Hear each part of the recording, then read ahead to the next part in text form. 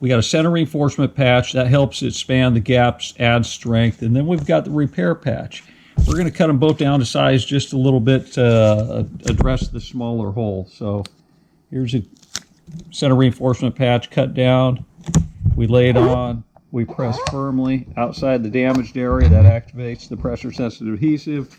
And then we've got the larger repair patch. We've cut one down. We're going to slide it up underneath here again, peel, stick, and it will be paint ready. The uneven edging, the edges help it blend into the surface visually.